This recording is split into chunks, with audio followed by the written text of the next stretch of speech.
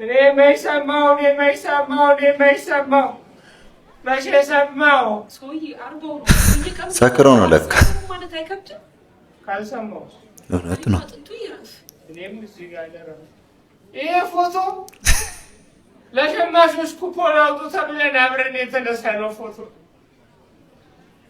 ስኳር የለም ሲሉት እኮ ነው ስኳሩ ተነስቶ እዛው ድፍት ያለ የኔ አባት። አሁን ተነስተህ ባያት ሀገሪቷን ስኳር በስኳር ሆናለች። አረ ቁጫጩ ላወሮታል። ቁጫጭ እያራገፍን ነው የምንሄደው። ይሄ ለእኔ አድርገው በቃ ቤት አሁን ደግሞ ለብሶ ይብቃና በጸበል ጻድቅ እንቀመስ። አይ ቆይ ትንሽ እርሜ ላውጣ። አይ እንግዲህ ምነው እኔ እንኳን ሚስቱ እያለሁ እንዳንተ አላሽቃበጥኩም። የምን ያዙኝ ልቀቁኝ። ራስሽ ደፍተሽ እንዴት ታሽቃብጫለሽ? አቤት አይ ጸበል ጻድቁ እንዴት ነው? አሪፍ ነው ወይ? ድግሱ እንዴት እየሄደ ነው? ማነው ኬተሪንጉን የያዘው? እኔ ለቅሶውን በቁሞ ኬተሪንግ አውቃችኋለሁ። ሌቦች አሁን ባለፈው የወይዘሮ ይመራሹ የቁም ተስካር ጊዜ እንደዚህ ነበር የሰሩ። አቤት አንበጣ ኬተሪንግ ነው። የምን ለቅሶውን በቁሞ ኬተሪንግ ነው? ብፌው እንዲህ ክብ ሰርተው ራሳቸው ሲበሉ ነው እኮ የዋሉ። ህዝብ እኮ የበላው የእነሱ ተመላሽ ነው። ባይዘውኝ አንበጣ ምንድን ነው የሚያቃጥለው? እኔ የምልሽ አንድ ነገር ነው።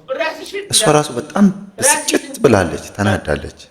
የሞተ ደስ አለው የቆመ ተጎዳ ይላል ሰው ሲታል አይደል እንዴ?